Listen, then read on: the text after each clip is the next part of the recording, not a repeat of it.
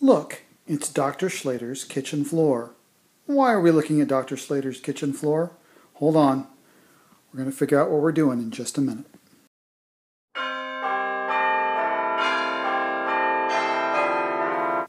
Well, here's my kitchen floor again. And what we're doing by looking at my kitchen floor is we're talking about area. Because area is length times width for a rectangle. Hey, we're always doing rectangles today. So let's focus in on a little bit. If I want to talk about length and width, well, obviously on this side I've got 2, and on this side I've got 3. And so 2 times 3 equals 6. And look at that. 1, 2, 3, 4, 5, 6 is my area. Fantastic. But here's the thing. I don't always have to be doing multiplication. Maybe I know that the area inside that red box is 6, and I know that this side is length 2, so I can divide 6 divided by 2, and then I get an answer of 3. And of course that works. 1, 2, 3. Hold on, gonna get the phone. Well, that was a fun phone call. All right, here is our problem. Hey, look, it's a rectangular room. We know what the area is, and we know what one side is, and we got to find the length of the missing side. I love pictures, so let's draw a picture first. Here is my rectangle, and I happen to know that maybe this side is 2 1/4, and I know that the area, let's shade that in. Oh, that area right there, everything on the inside, that is equal to 10 1/2. And I think what I'm going to do to start my problem off is I'm just going to do an estimate. Just so I know if I got an answer that seems right.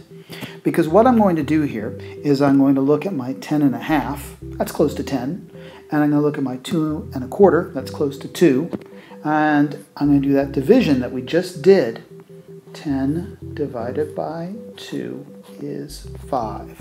All right, so I know that when I finish this problem, I better be close to 5 as my answer. So now let's do the calculation. What I need is 10 1/2 divided by 2 1/4. And remember, I've got mixed numbers, so what I have to do is I have to do my round the clock calculation to turn these into improper fractions. So I need 2 times 10 plus 1. 2 times 10 is 20, plus 1 is 21. And I need 4 times 2 plus 1.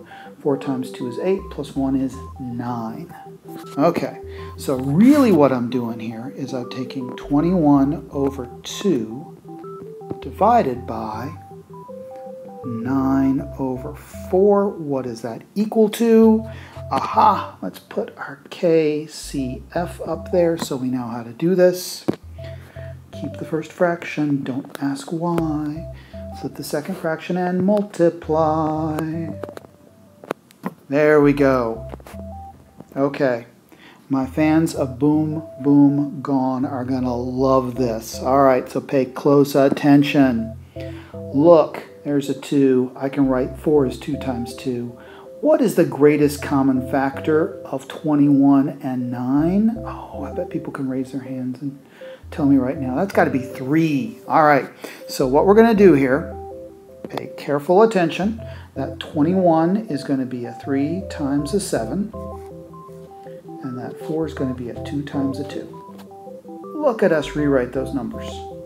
And then we're going to have a 2 times, and let's make sure 3 shows up on the bottom. 9 is 3 times 3. All right, everybody, here we go. Boom, boom, gone. Boom, boom, gone. What's left? Okay, well, on the top, that is 7 times 2. That is 14. On the bottom, we've got 3. Okay, we just got this answer of 14/3. But you know, I don't like improper fractions here. We had this estimate that was supposed to be close to 5. So we better do some work here.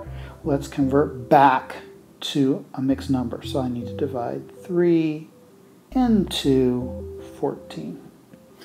how many 3's go inside 14? Well, 4 times 3 is 12. Oh, look at that. We're subtracting. Yay, we get a remainder of 2. And then here we go. We're going to do that round the world. Our whole number is 4, and we should have 2/3. Once again, 4 and 2/3.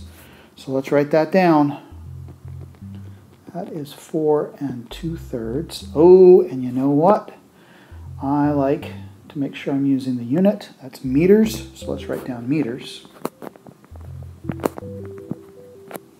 And I'm very happy because remember, our estimate for what the answer was 5.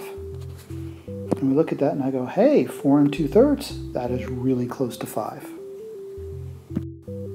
Since that was a tough problem, let's use our lightsaber to review our steps. Step 1, divide the area by a length. If you can, estimate.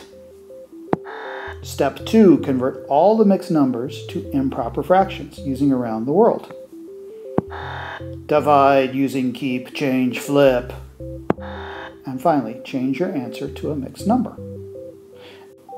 And those are your steps for finding a missing length if you know the area of a rectangle and one of the other sides.